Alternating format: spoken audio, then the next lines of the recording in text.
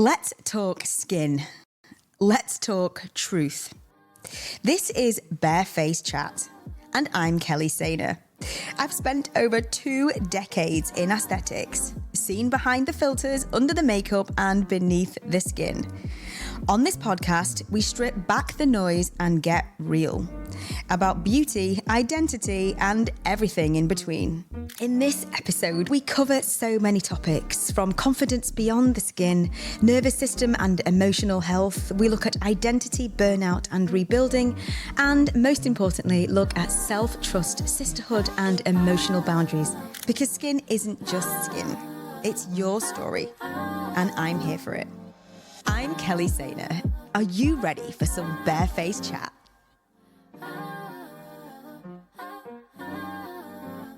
Disclaimer: the views shared in this episode are personal opinion and are not intended as medical advice.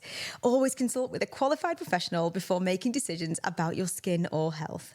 Let me introduce you, because I can't not do it without probably wanting to choke up. Already feel it.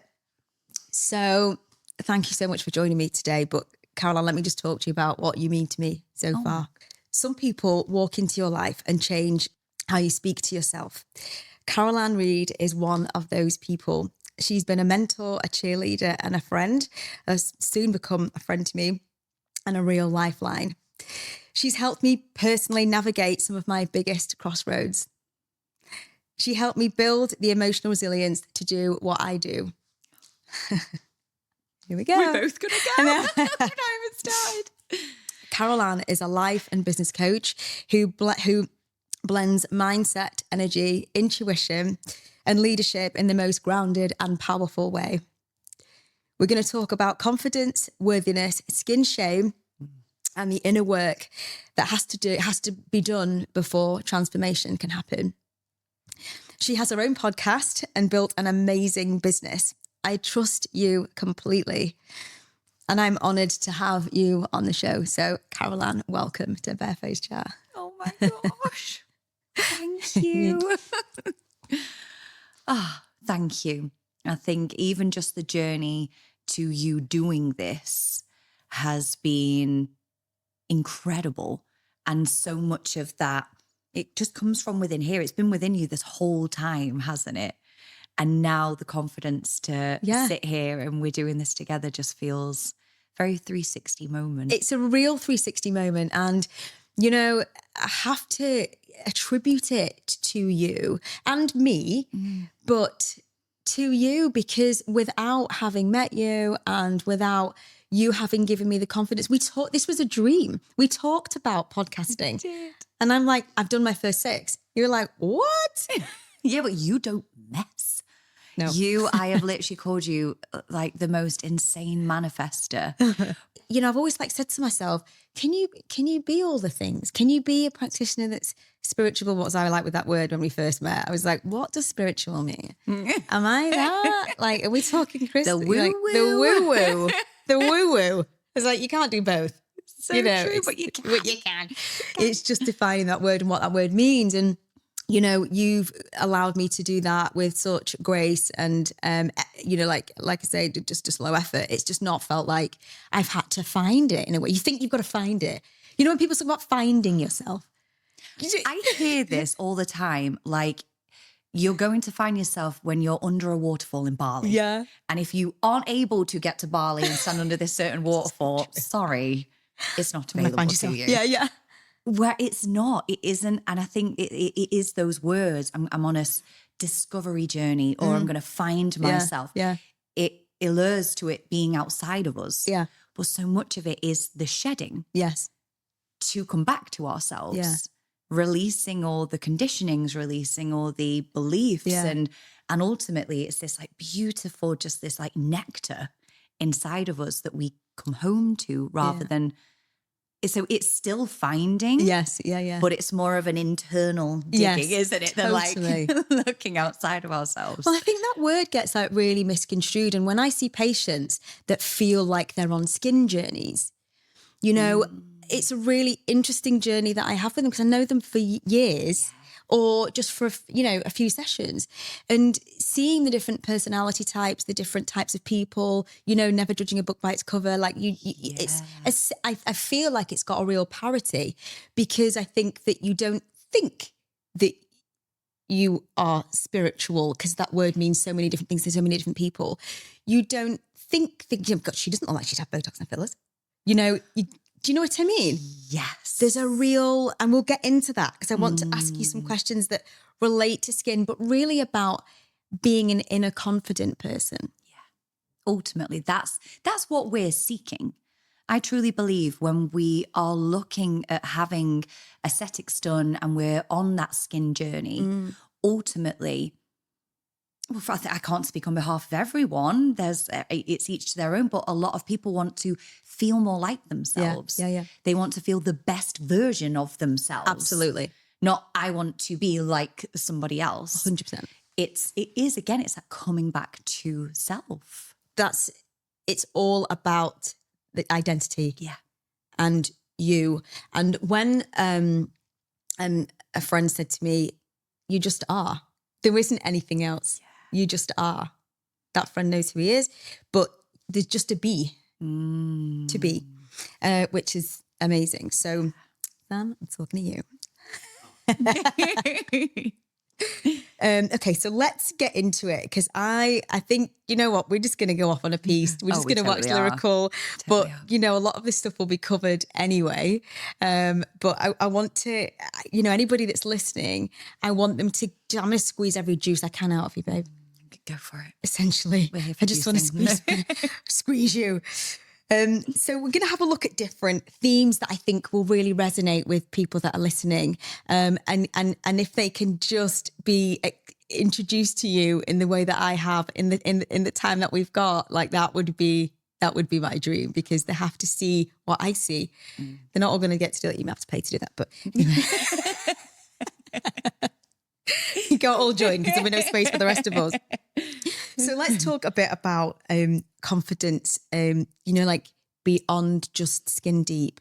Because one of the things that I feel that's made me a bit different as a practitioner is that we don't just talk about lines and wrinkles. We talk about, I want to know about that, why they're sat in the chair. Why now? Why, do people know about it? What's changed? Are you sure this is what you want to do? Is it this though? Are you sure it's this is this going to change you? We just don't do, I've got a line and that's the way it goes. I can't. I can't do it. Which I think is what makes you so unique.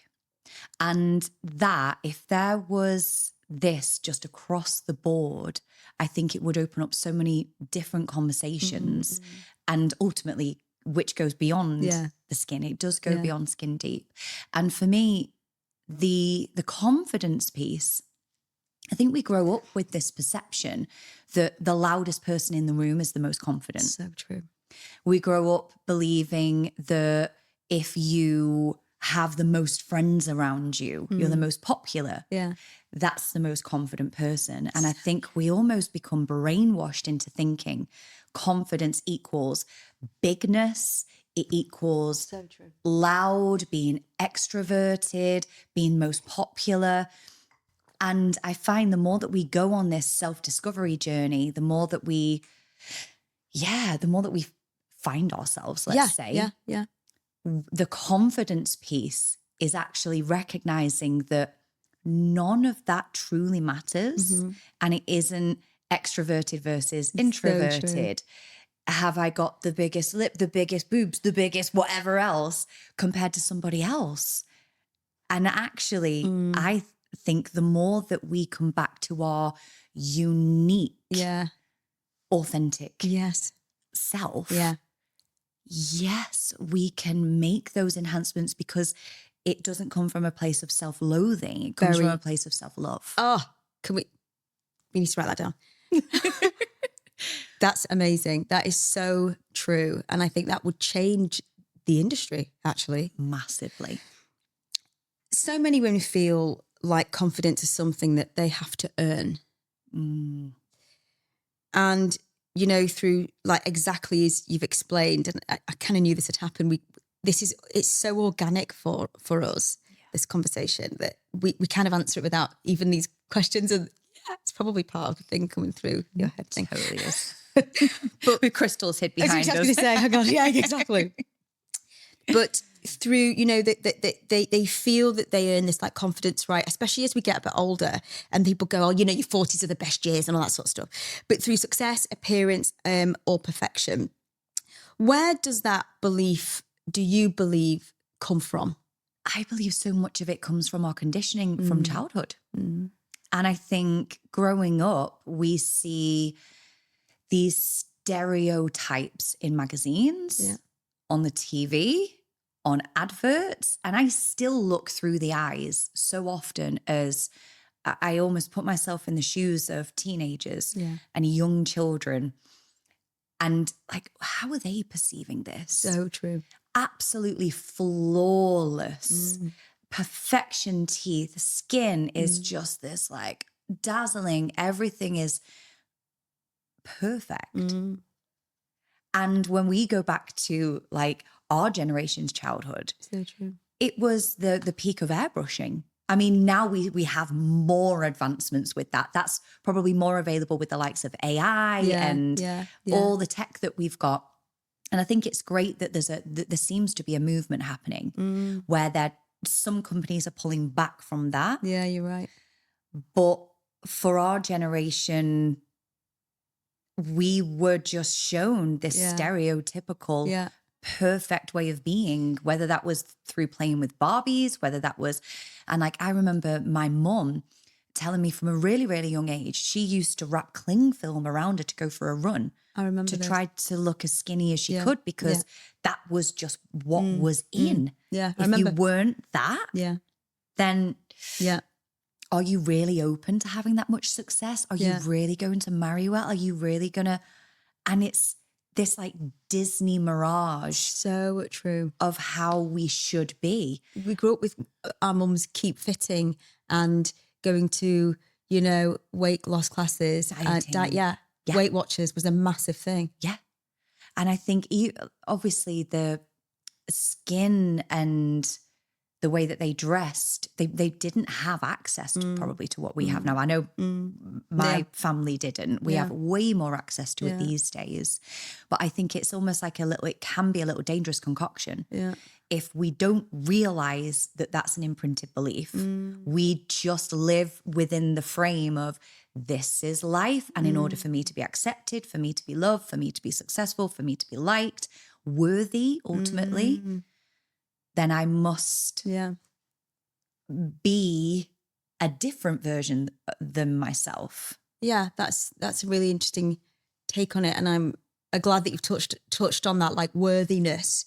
Because that's huge. I think that self-worth, that self-belief, you know, we don't get given the ability to sit in it because of the imprinting. So that resonates massively, and I'm sure it resonates with so many people that are listening. And I think that it would be useful to actually visit what you say, you know, because you talk about this in various different guises. And I think that if somebody wanted to explore that more, if they were really like, oh my God, this really resonates with me, they need to like look at what you say about it, because you do really go into that a lot. And that's really helped me. Yeah. That imprint, I didn't really know anything about it.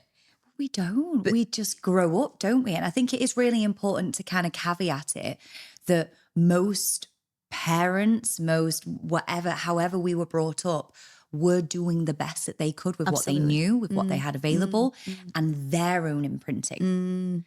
So much of it just gets passed down. We're in this generation. I see so much of this like chain breaker energy. I speak to you a lot about this. Yeah.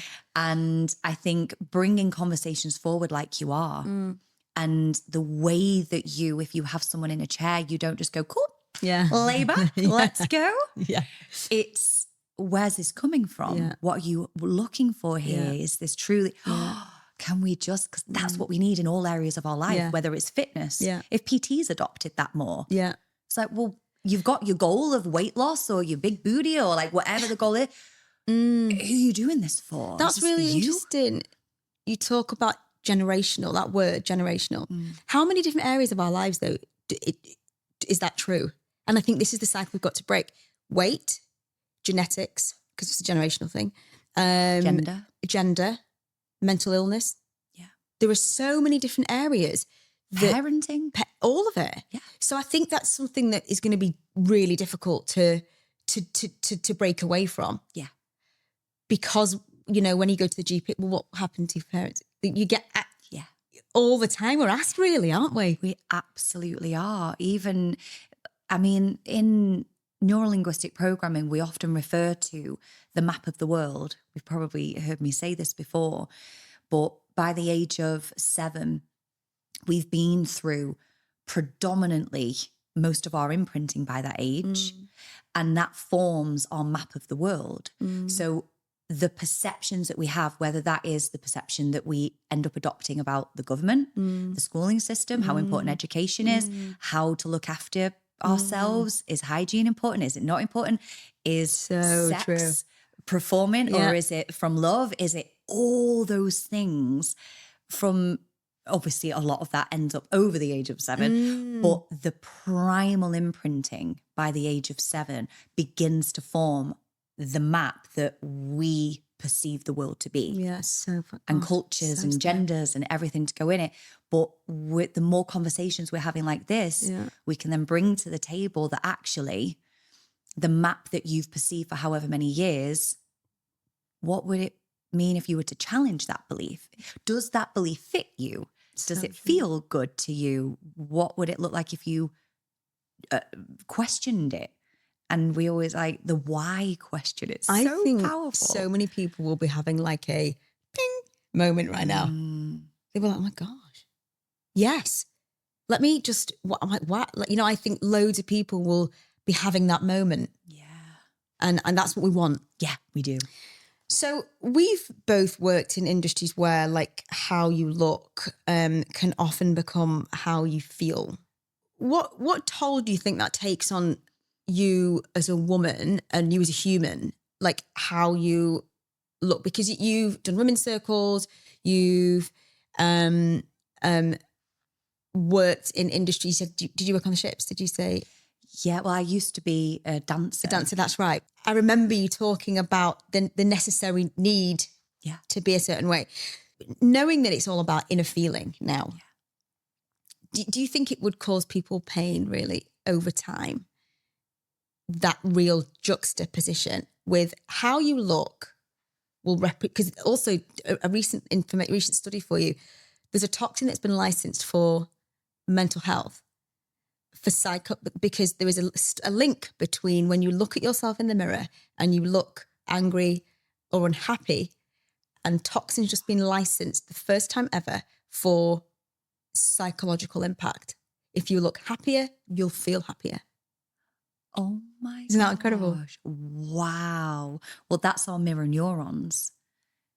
And I mean, that makes so much sense. But the fact that that's actually been brought forward is pretty incredible. Isn't it? I do believe, I mean, I think there is just enough evidence either walking around the planet still, or I know this just sounds like so awful, but from celebrities, people that have passed, to evidence that if we keep hold of that perception that we get put on us. So as a dancer and performer, you simply wouldn't have a job if you didn't look a certain way. It was just, that is just non-negotiable. If your legs didn't fit into the boots, if your bum didn't fit into that, or you would be shamed. Absolutely. And our biggest avoidant is disappointment and trying to avoid shame and judgment. So you would just do whatever it takes to fit in, and you'd just be objectified. You'd be yes or no, and there was just no emotion in it. But that's an extreme. But I had body dysmorphia and lived years sitting around, say, a table with my friends out for dinner, and they're just chatting away, and I could sense their ease, because it was so like, it was the startling difference between my dis-ease with my body, because I would be thinking, what are they thinking about what I'm eating? Am I eating too fast? Am I eating too much? If they order something different to me, I shouldn't have the salad dressing on my salad because they're going to think I've gained a few. And it was everywhere. I'd walk past a window in a shop and I'd catch a glimpse. And it was, and it really does alter the perception of yourself. And I think whether that is bullying at school, online space, we've got more comparison available to us than ever before. We grew up with magazines, Ms. Magazine. Ms. That's always a favorite. My gosh, remember Ms? Yes. Ms. Magazine. I was in Shout, by the way. You were? I was in Shout. Remember Shout? You were in Shout? I'll talk to you about it another time. Why didn't you start with this? Anyway, it's not about me. But with all of that we had, look at the impact it's had.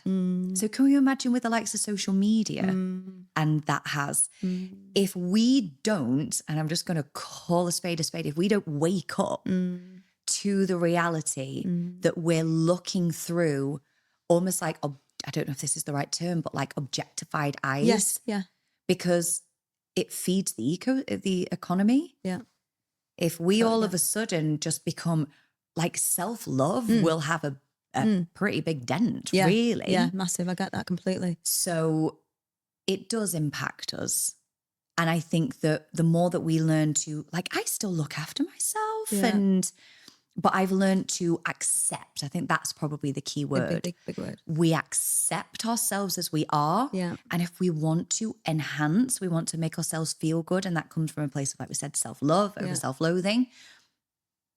The world will be such a different place because we'll be giving off that energy and showing the next generation that we don't do this from a place of fear, lack of self-worth. It's so much greater. There is. Sorry, we get really I could deep. talk for hours to you about this. I mean, we actually do. But I could, whenever you speak, there's so many words that are so emotive that you say that I'm like, can we just, that one? Can we talk about that? Like, you just make so much sense. Thank you. You make so much sense. What does true confidence, and we've touched on it a little bit, like for you, actually look like? I feel like I could answer this more now than I ever could having worked with you. But what does true confidence like actually look like to you when no one's watching? Oh, true confidence to me when no one is watching is where I'm in a time, a place, my own little bubble, and my personal values are being met. Yes. That is, and often it is the most simple thing. I might be in my leopard print, little matchy velour thing that my husband always takes the mick out of, and my mum asked, where have you been? Have you been to the zoo today? I was like, oh, this will get old soon. Never gets old. And I'm wearing what I want to wear. I have got I'm a metal girl. Like I love rock metal. Yes, I know, right? I'm not the stereotypical. You will find me at the full on front row of a Slipknot concert. Like that's my happy place. Right? Like the light in the dark. Oh, I love that. Brilliant. And I've got bare tooth plate. I literally did this the other day. I'm literally just recalling a memory. I had bare tooth on and I was making my smoothie and I'd put my collagen in and I felt all like grown up. And I had my little leopardy print thing on and I've just dropped my kids off at school and I went to school wearing what I wanted to wear rather than thinking, I'm going to get judged by the school mums because the first 6 months of dropping the kids off at, I used to like tie my hair back and not wear too much jewelry. And then it was like, why am I watering down?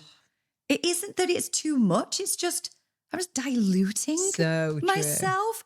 For what? No one cares. And if they do, says more about them than me. Absolutely. And I just had this confident little sing-along play in my kitchen on my own.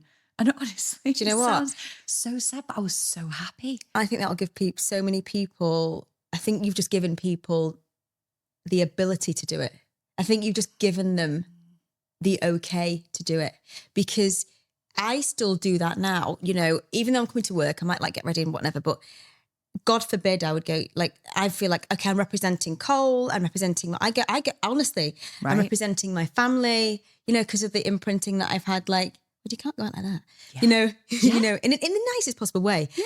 But you feel like you're not just representing yourself. So to have that like belief, that inner, I'm not doing it for anybody. Who's looking? And it's them. It's not me. Like, you've just given somebody the ability to go, okay, that's fine. I can do that. Yeah. It's so freeing. And I think when it comes down to our authentic identity, things like our music tastes, our food tastes, I didn't get time to do my nails. I'm a little bit devastated, but I'm admiring your beautiful nails. Wearing the colour that we want to wear. I went for this garish yellow last time. I remember. It's gorgeous. I loved it. It looked great. But it's like, it doesn't go with it. Who says what goes with what? Yeah. And it's breaking down and it's like one brick crumbles down and you're like, oh, it's safe for me to do this. Yeah. And each time we explore that, do you know, I have had an experience with this with a Greggs sausage roll.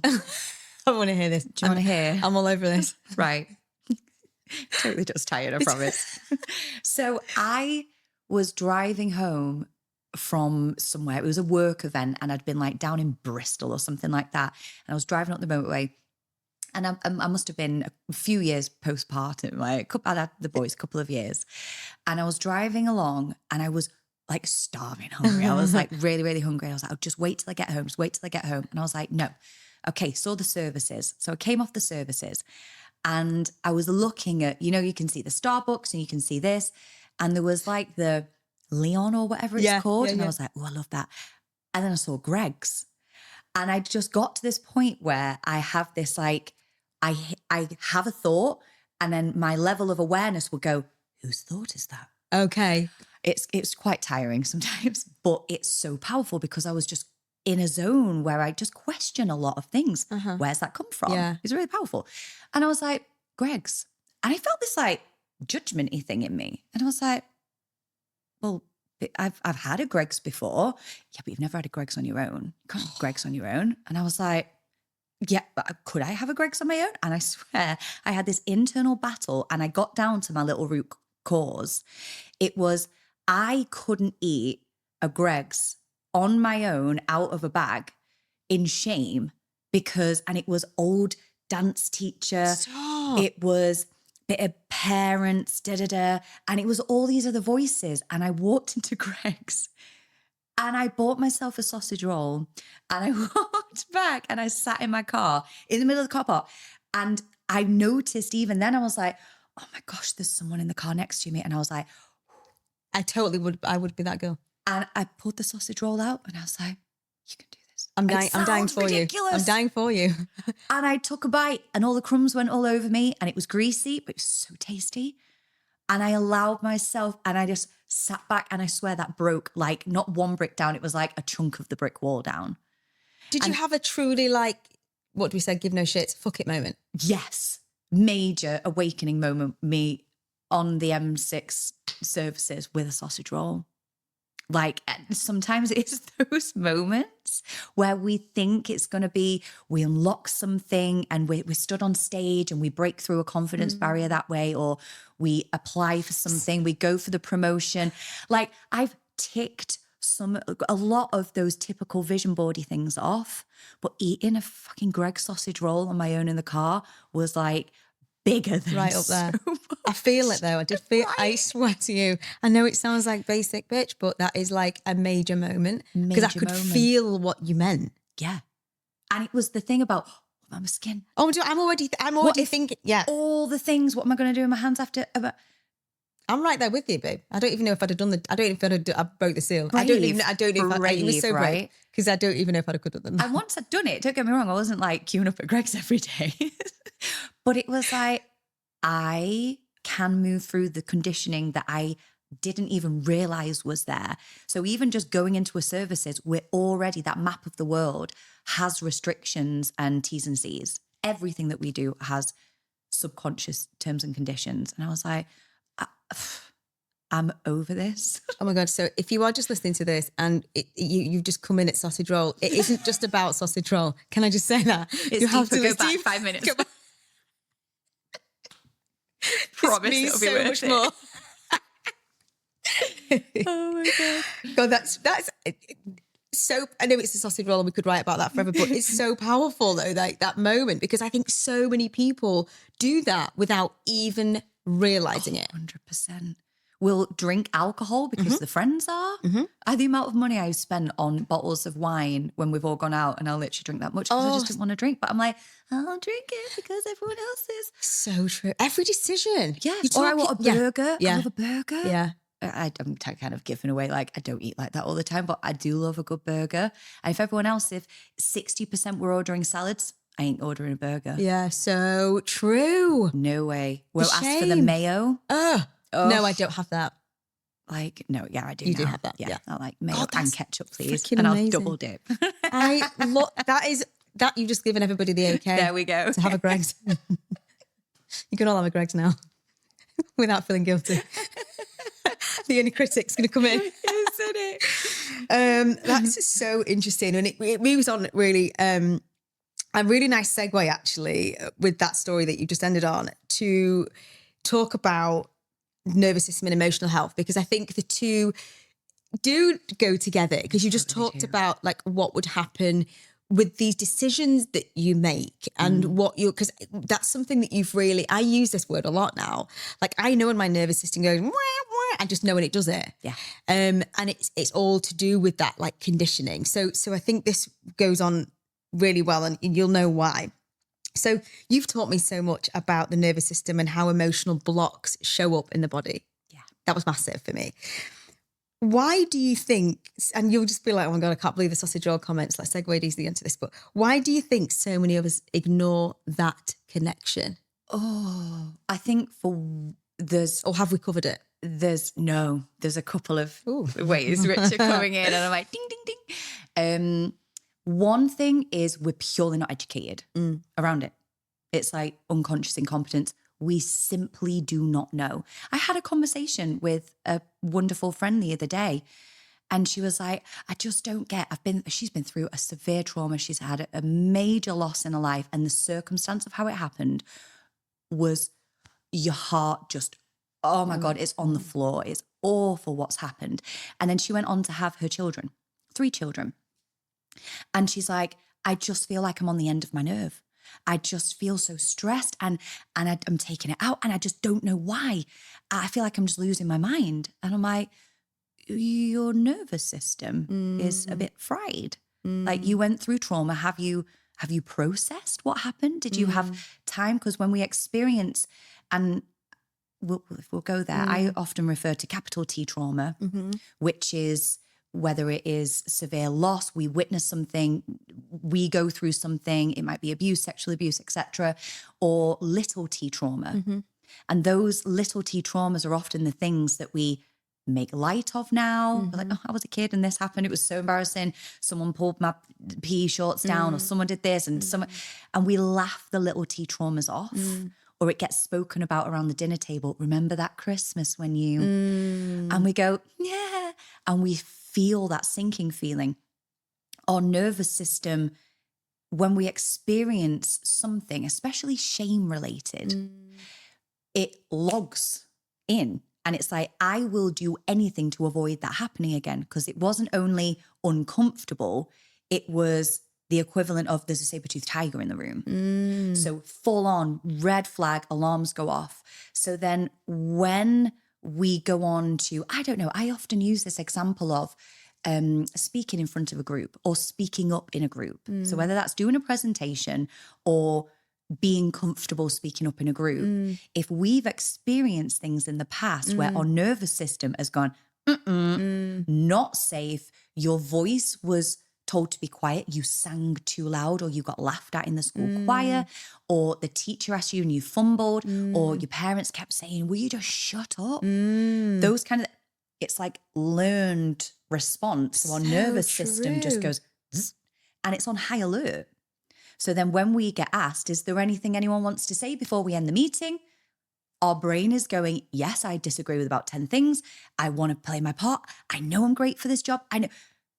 Nope, okay. And we get our coffee and then we regret and then we go into the shame spiral that links it all the way back through again. So there's sorry, we go so deep with this, don't we? There's like the lack of the education. But if this was one lesson in school, we'd be living in such a different world, a completely different world. Gosh, that's so interesting. So we've got the education piece, and then we've got how do we nurture more of our nervous system? And it's the most simple things. And I think if we were to honor ourselves more, I call it a sacred pause, because everyone gets told, don't they? I don't know about you, but like, a woman in business, you've got your family, you're spinning all these plates. Oh, you should slow down. Absolutely. Oh, thanks. Yeah. Somebody gave me a pound for that. Just slow down. That's great. Like, I tripped up because I was walking so fast the other day. Same. Full on face planted in a school. Oh, dear. Like, yeah, right. My knees bled and everything. But that's because I was skipping along and I was walking fast. And I see that as a little universal intervention, like, slow down, love. Yeah. That I'll listen to. Yeah. Karen Physical. going, slow down. Yeah. I'm like, maybe not. Has anybody calmed down when somebody says calm down? No. So yeah, the same works for to slow down. It just doesn't work, does it? But I think it can be as simple as reconnecting with the moment. We plant our feet onto the floor. We root in. We can maybe put a little meditation in the notes. Maybe, I don't know. We can do something like that. Yeah. We can I can give a little rooting meditation or something. Yeah. And just hand on your heart. Feel your heartbeat come back to yourself. And that is, we spend so much of our time looking for validation when our nervous system is, because we're seeking safety. Yeah. If we don't learn safety's within, confidence comes from within, self-belief comes from within, we are constantly looking outside of ourselves for the validation and that safety loop. Yeah. And you put 10 people in a room whose nervous systems are all fried and everyone's looking for validation. That's where all the judgment comes in and the backstabbing and the bitching and all those things, because everyone's like, so true. Just on high alert. So you know when somebody is really overwhelmed, but they like look fine, like the duck. It's an analogy. Yeah.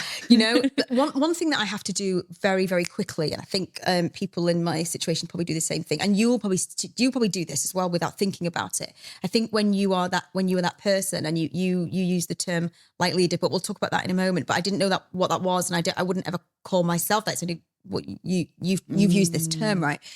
But that's not come into what I do at the moment. But my point is that if somebody like looks overwhelmed, if they feel overwhelmed, but they look fine, there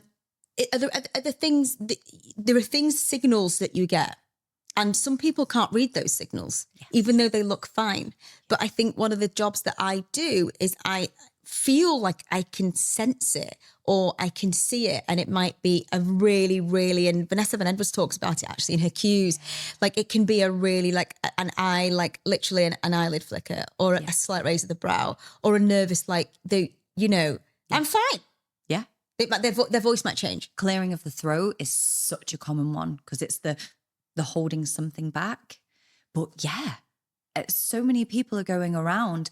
They have in themselves what for you sense that because you're an empath. Okay.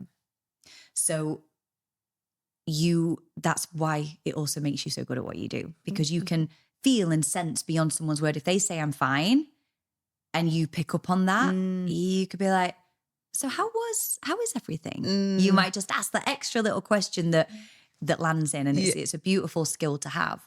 But for a lot of people, they have overridden their nervous system that many times that anxiety becomes norm. Okay. So that makes sense.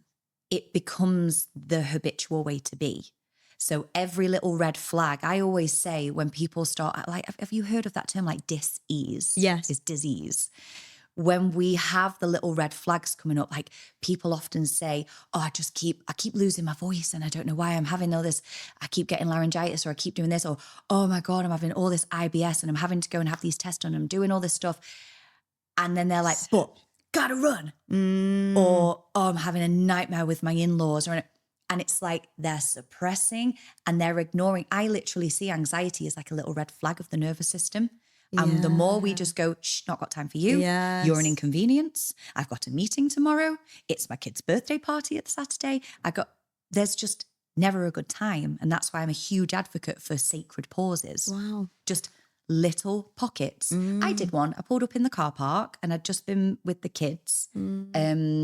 in the school. And it was like, just took a little moment, had a look around, and I was like, that was it. Yeah. It's so simple. Yeah, I you're didn't right. do anything, which is probably the key point. Yeah, that's massive actually. And I think if we did just take a minute, if 10 seconds. Oh, 10 seconds. Just to recalibrate, how am I feeling? What do I need? And that's when I recognized when you went, do you want a drink? I was like, and I felt it in the car. I was like, I would love a coffee right now. So I was like, yes, I would love a coffee, please. And then it's having the ability to ask for what we want as well. Sometimes it's like, no, I'm fine, I'll have water. Yes, that's so true. It's like, yeah, I'd love a brew. Yeah, and that's, I know it sounds really ridiculous and a bit weird, but I'd be like, oh, she'll have a herbal tea. But I felt, I was so pleased you said coffee. Yes. Right. Why is that weird? But I was like, she wants a coffee. Yes, she does. Yes. And I'll have a sugar. Something so simple. Because we also expect, don't we? And I find this a lot. It's like, you're spiritual? Yeah. Or you're a life coach and you swear? Yes. You oh my listen gosh. to Slipknot? Yeah. I thought I knew you. But it's the map of the world of someone who works in this industry. It's so interesting, So true. isn't it? Oh my God, I could talk forever, honestly. It leads me really nicely onto this next one because I think it's so easy to talk through this with you because it defines so much of our everyday. And I think people that are in high-powered, jobs or just being mums, it didn't need to be a high anything, just being every day. That's the highest powered job, I think, under the sun. Absolutely, absolutely. And they don't like this term of this, like, because it puts you in a box of something or the expectations of something to be. And we're all, whatever, when I saw my psychotherapist years ago, I was having therapy and I was talking about, like what fills your cup, what I was like, no, I'm fine. I mean, I shouldn't even be whinging about this because she was like, okay, let's unpack that. Yeah. Your cup is full, one more drop and it can overflow. Everybody's cup's different. And that's never like left me because that means so much. But in terms of doing your everyday and regulating your emotions, you've just said it really. Taking a breath, taking a minute. You don't need to do yoga. You don't need to go swimming. You don't need to shame yourself into the fact that you're not doing gym today. You don't need to, if you want a glass of wine, have one. It doesn't have to do it. You don't have to do anything. You can just sit in the car and just sit in your room and just have 10 seconds. And that is breaking the conditions of what we believe we must do, which then takes the pressure off. Okay, got that. So we don't have to have, like you just said, the wheatgrass shop and sit on our heads for half an hour to do mindset. Yeah. I often say probably the best time is when you're in the shower, when you're washing up, because you've just got the blue ocean thinking space because your hands are busy, your feet are still. Yeah. And your head's clear, or driving, commuting. Great time, walking the dog. But we so often, and I have to rein this in sometimes, I'll take the dogs on a walk and I'm like, right, I'll catch up with this. I'll bring that person back. I'll do this and da-da-da. And I'm like, and I have to say, as soon as I say it out loud, I'm like, no. Yeah. And I go onto YouTube and I'm like, what do I need today? And my algorithm knows me really well. So I play like roulette. Yeah. I'm like, show me. Yeah. You. Yeah. And then the most amazing interview or something or a podcast. But to summarize it, I see it as we are on output all day. Yeah, that is we are very plugging everyone else in, everything in, making sure everyone's okay. And how often are we on input? Gosh. Because we charge our phones at the end of the day. So we go to sleep, but that is sometimes about it. So it's the little things and this is why I think if you are busy and you've got a lot of pressure and you're doing all those things, wearing what you want to wear becomes important.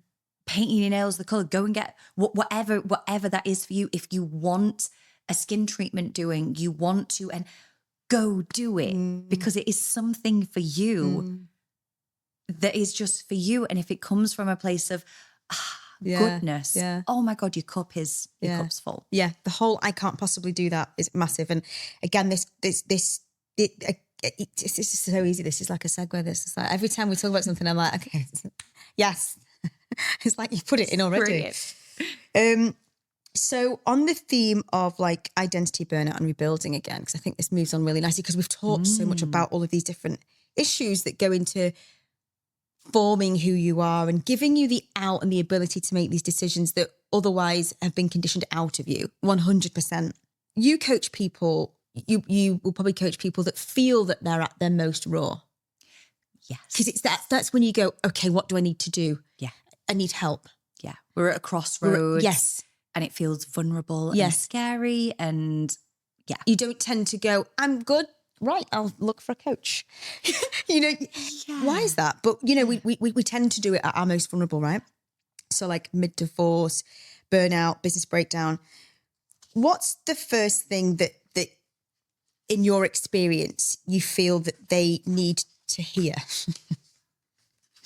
Or does that really vary? Oh, I think probably the most common thing when I really span back over all the years, the most common thing that people need to hear is everything's going to be okay. Mm-hmm.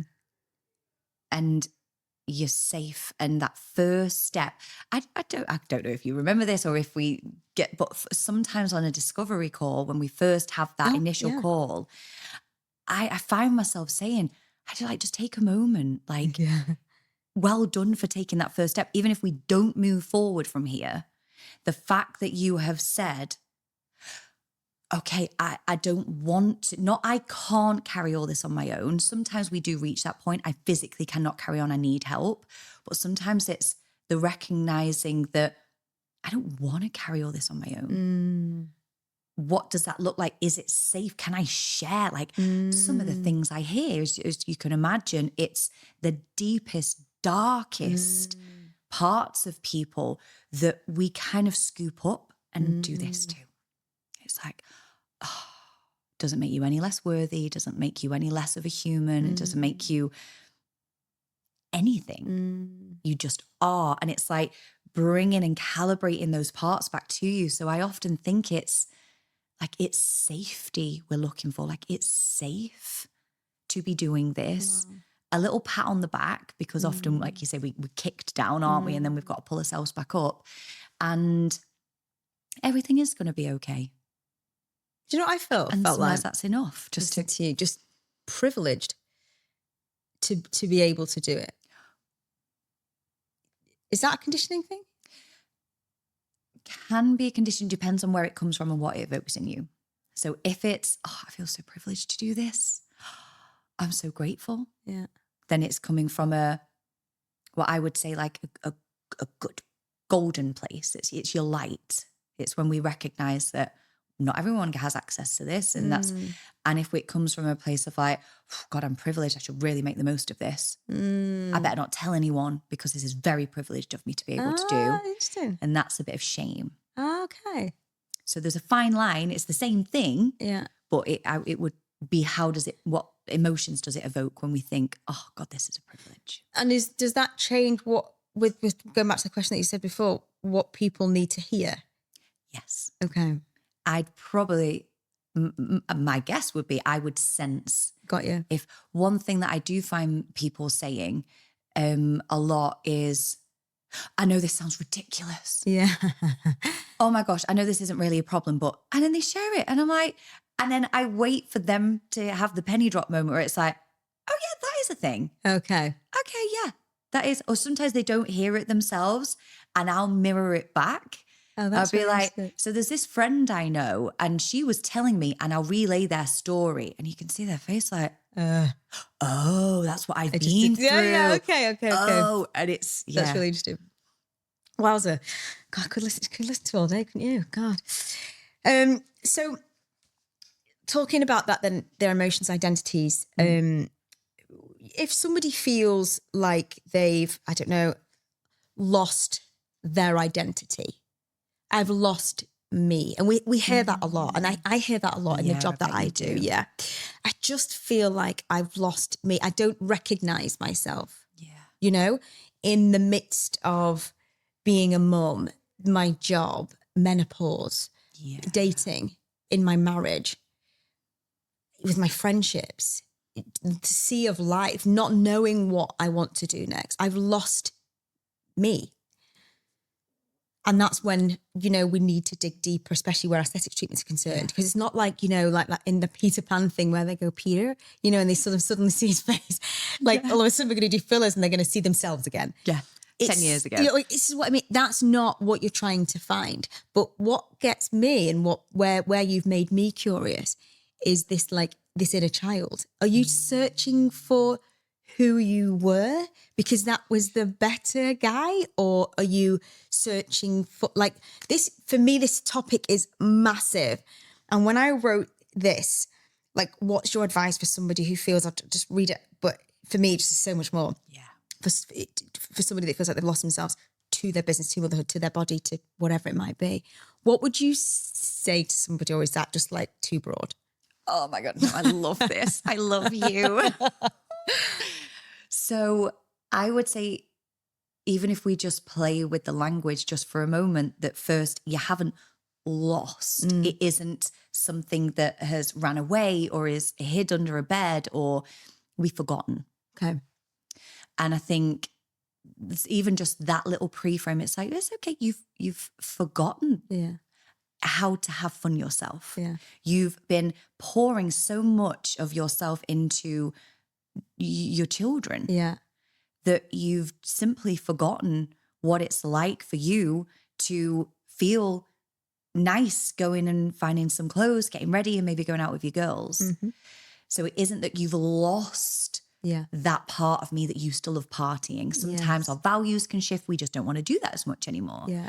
So if we start to see it as we've just forgotten, and then I would be saying something like, what parts do you want to remember?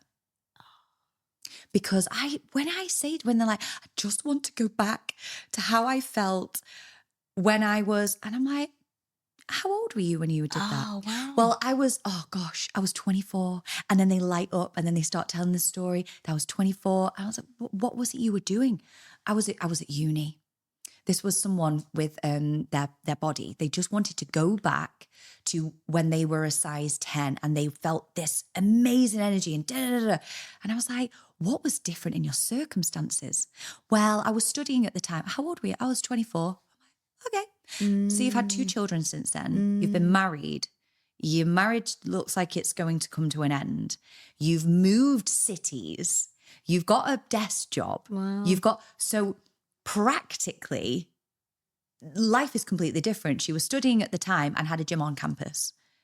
So she would be in the gym every single day, every single morning, and sometimes on an evening. Wow. So I was like, so how much time have you got? So sometimes it is looking at the practicalities of the identity that we think we want, because sometimes it will change. But going back to that, what parts have you forgotten? What parts do you want to remember? We get to cherry pick the parts that actually fit the reality right now.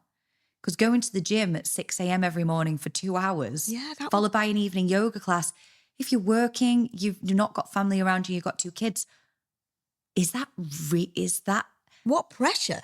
Yes. And if it is realistic, is there pressure there? So what parts do we want to carry forward? And then I always say this like energetic line in the sand. What parts do you want to reinvent? And it's so much more empowering.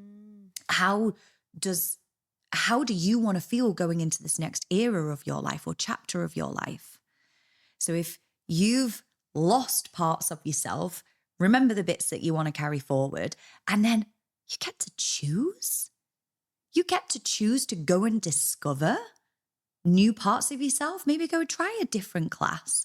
I would always say, like, what have you always wanted to do but never thought you could? Oh, well, I've always wanted to run a 10K, or I've always wanted to do it, but I'm not a runner. Okay, where did you learn that from? And you can just start. We can do this ourselves. It's just being uber curious of, if we tell ourselves we can't do something, why? That's kind of the crux of it.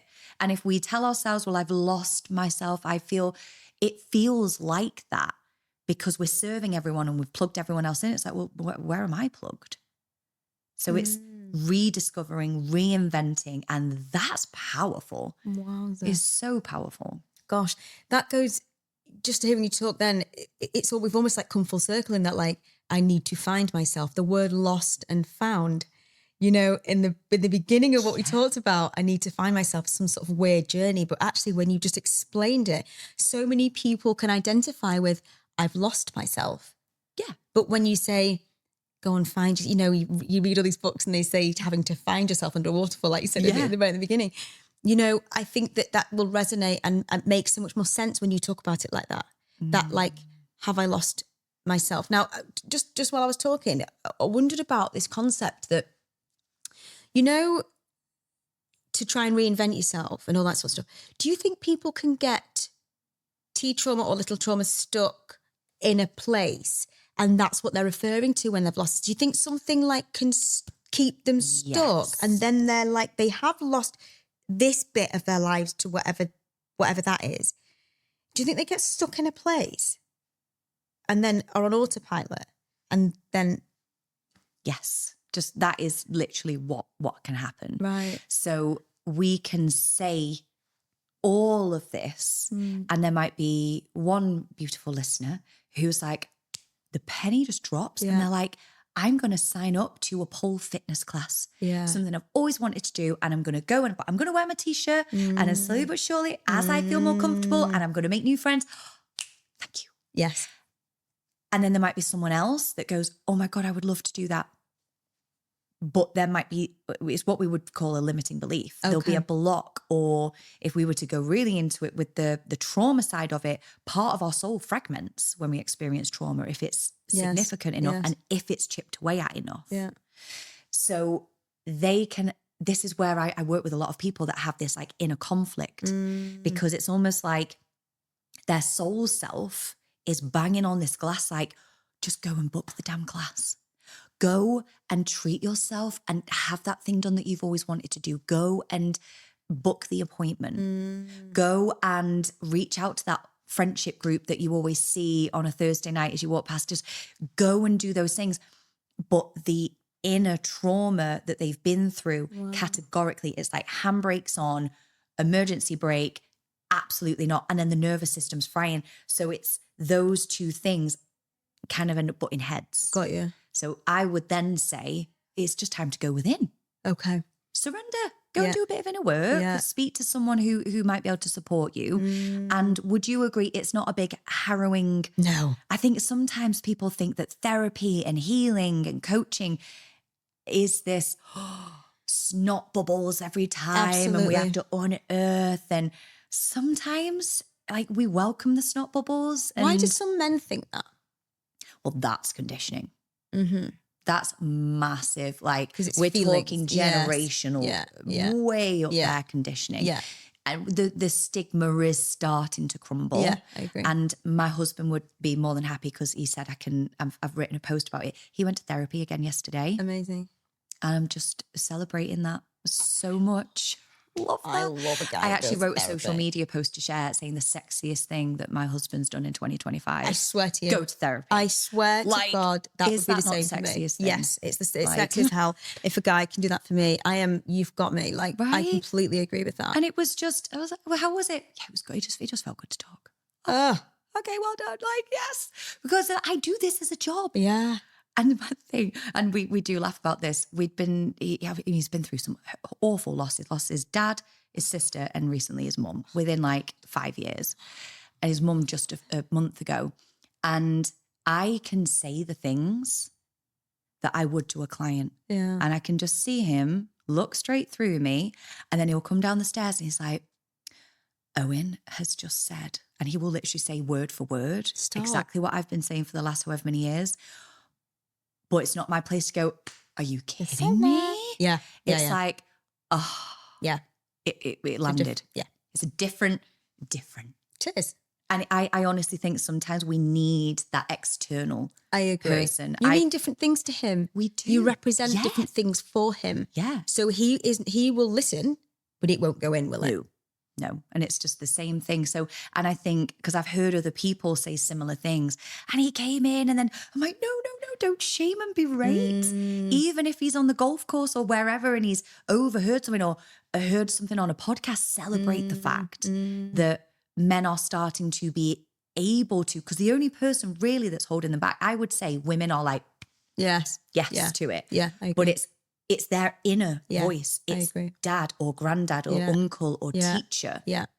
It isn't Yeah. the outside world necessarily. No. We couldn't really be we could definitely advocate for it even But more. it's more now than ever. More now Yeah, than ever. I completely agree with that.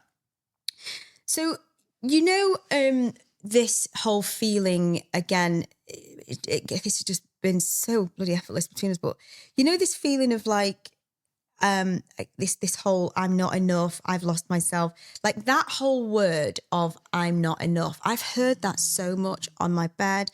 I've heard that my son said to me that he wasn't black enough or white enough. I was like, you're enough. Oh my enough. This whole like I don't feel enough or whole. We've talked about the lost thing. We've talked about the fine thing. That word, I don't feel enough. Is it more about confidence? Is it not? What's your interpretation of the word I am not enough? It's almost when we've separated where we've been chipped away enough for it to cause a separation from our truth. Okay. Because we were born feeling enough. If we were hungry, we instinctively cry. 99.9% of kids in a playground, they're like, watch me. Yeah. And we're born feeling enough.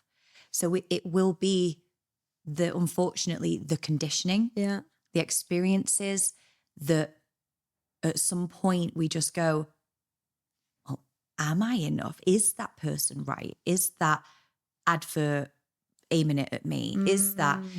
But this is why these conversations, because we're almost calling out what needs to be called out.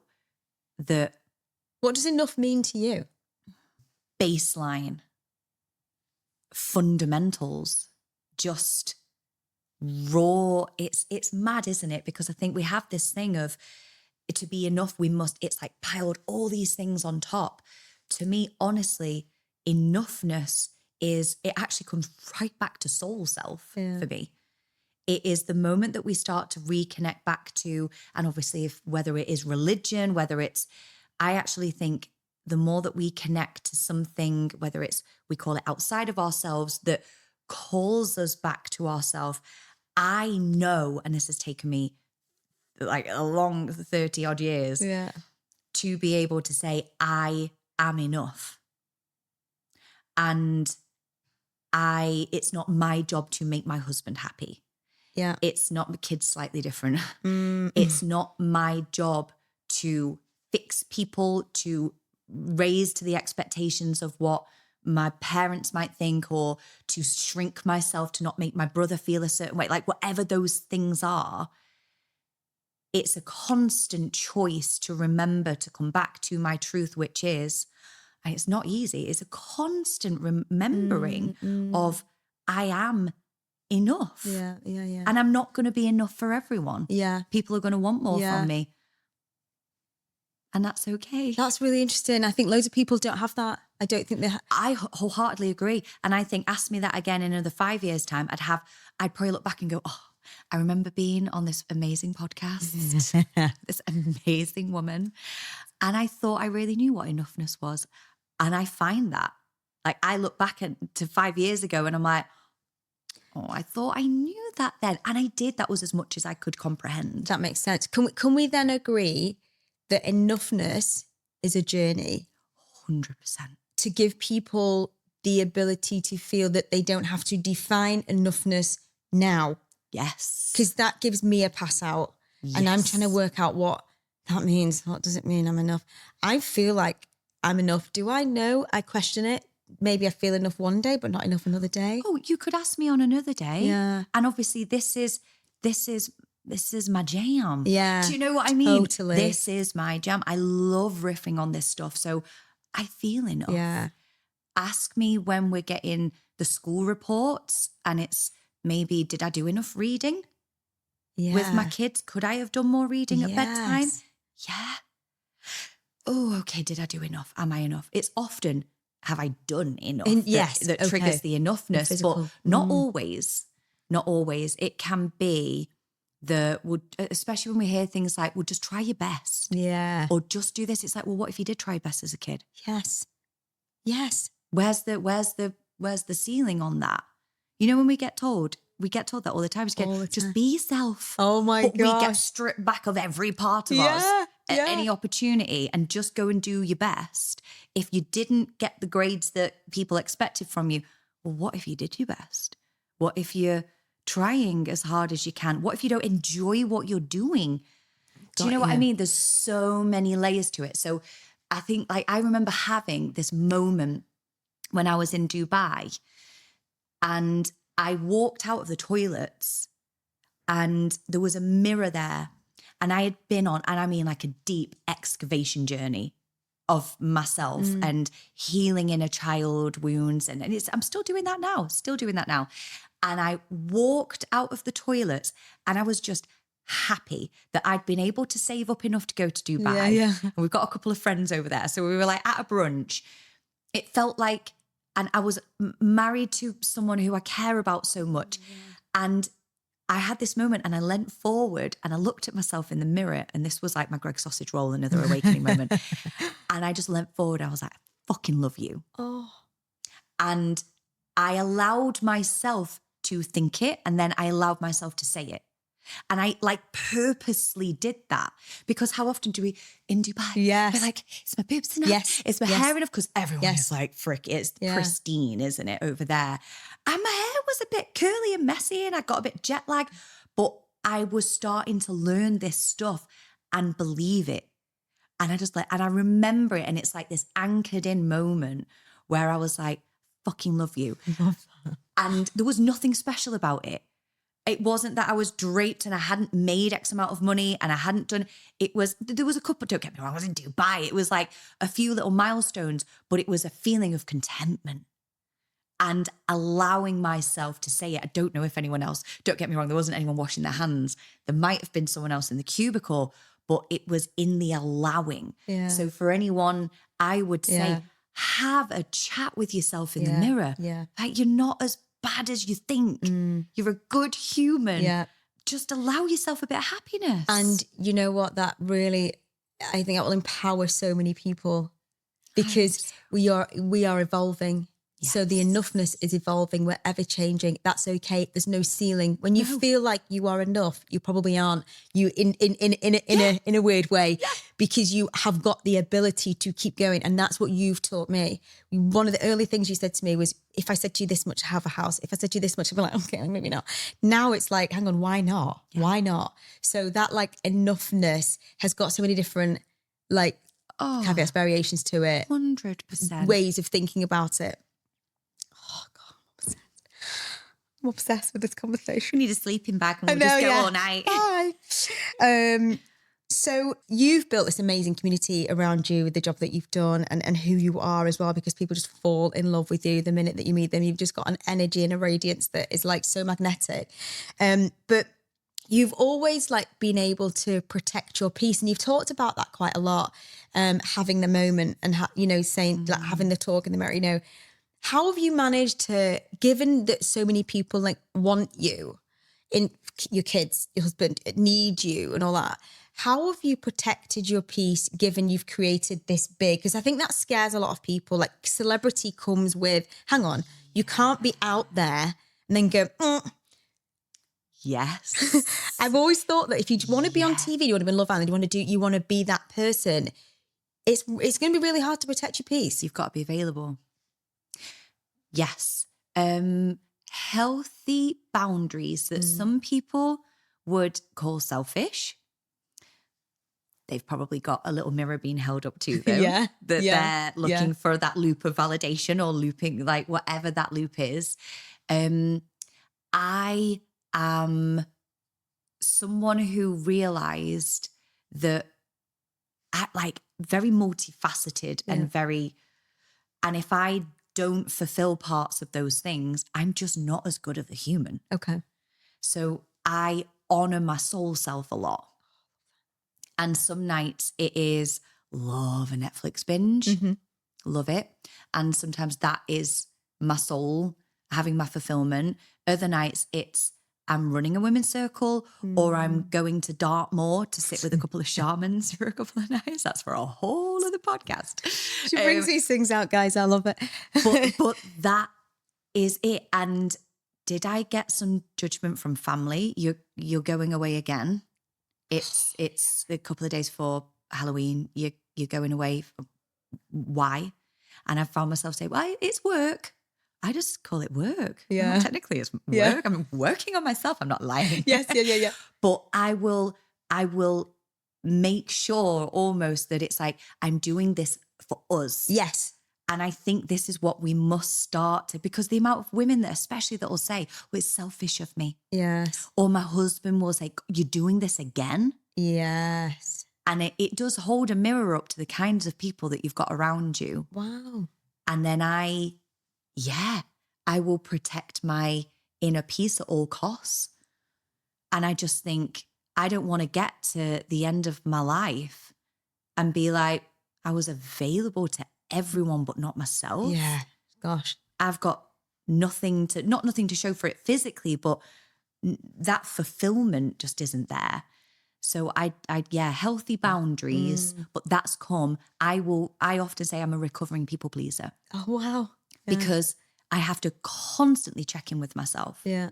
Because it's like, yes is like verbal diarrhea. Same. So then I'm like, let me get back to you on that is my favorite. That's the best thing. If someone's like, oh, do you mind answering this blah, blah, or do you mind being available for this? Or could you do that? Let me get back to you on that. And it's like you get a couple of minutes or days or however long you need to go away and be like, is this in alignment with me? Does it serve me? Am I people pleasing? If I say yes, am I going to kick myself after? It gives you a minute, doesn't it? Gives you a hot minute just to gives sit you and think, a let me get minute. back to you on that. And then just decide from there. But again, all these things I have read, meditated on, listened to. All of this is like practice. Yes. And staying in awareness of self. And it becomes fun. Mm-hmm. I would say it becomes fun. And you can just be your own biggest cheerleader in the end. Yeah, I'm hearing that. I think that loads of people will feel that's okay. That gives you that, like you say, that hot minute. Yeah. I think that's really important to protect your peace. And you can I just say you do it beautifully. Thanks. Because I've always said I can't do Instagram, I hate it. But you see you, and you get to see you, which I think is really important because it shows the human side of you without it ever encroaching into you. Yeah. Because you've managed to do that. So you deliver that beautifully, given that you've got such a wide gamut of what you do and who you are. And that's made me feel it's possible. One of the things that I've been doing a lot is trying to like understand what people are actually saying. And Reddit's great for that. I don't know if you've ever used it, but it's really, really good. It really talks about people's like visceral feelings. Ooh. They'll go onto Reddit and they'll be like, because it's what people are actually feeling and they feel like it's a place they can ask anything. So with that in mind and in the spirit of asking anything, somebody has said on Reddit, I've done all the affirmations, all the journaling, but I still feel insecure in my skin. Is confidence something that you build, or are we faking it until we make it? This is What juicy. is it? Isn't it? A couple of things there. One is it is something we're born with. Yeah. It's innate. Yeah. It's our safety mechanism. Love me, look after me. Yeah. All eyes on me. The fake it till you make it, I often refer to this in business, but this can be in all areas. So let's say in our confidence, just in ourselves. But if we are building something and it's on false foundations, so I've even heard in the mindset world where it's like, pick someone you admire. Yes. And walk like you're that person. Yes. And do you know what? It works. Yeah. I can't lie, but it's the same way as if you watch a horror movie and there's blood and gore, we still have that reaction to it. Yeah. Even though we know it's not real. Yes. But that's our brain will simply just respond. So it's good for the interim. But what we're actually doing is we're like, right, okay, so I'm going to wear this red lipstick and I'm going to go into the office and I'm going to speak up. And then the next day I'm going to do this. And then I'm going to start to do this. And then people start to be like, oh, okay. Yeah. Oh yeah. And then the world around you begins to respond differently. And if that's built on rocky-ish fake foundations, all it needs is a bit of a storm to hit. Okay. And we're like, ugh. Yes. And we will basically recoil. And I've seen this happen so many times, whether it's business, people have just built it from I'll show you energy, or fear. And then they reach the top and they're like, oh my God, this is so unstable. I don't even know how I've got up here. Oh my God, I'm a fake. Oh my God, what happens if this? And then they shrink it back down. So true. Right? But what I wonder, especially in the aesthetics industry, if we are being told and believe the fake it till you make it, it's like, is that a part of where it's, well, if I adjust myself completely top to toe, waiting for this confidence, I'll be happy when? Yes. Is that something that comes into it? For me, I remember having this like light bulb moment where it's like, well, what if we stop faking it till we make it and start faithing it till we make it?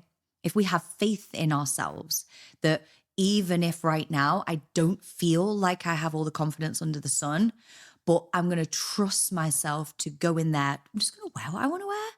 And I'm going to speak as best I can my truth. And then we tend to find that we get legit evidence that it is safe, and we begin to build the confidence on that. And I would say the same would go with ourselves. Yeah. It's if we're going in there with that faith Yeah.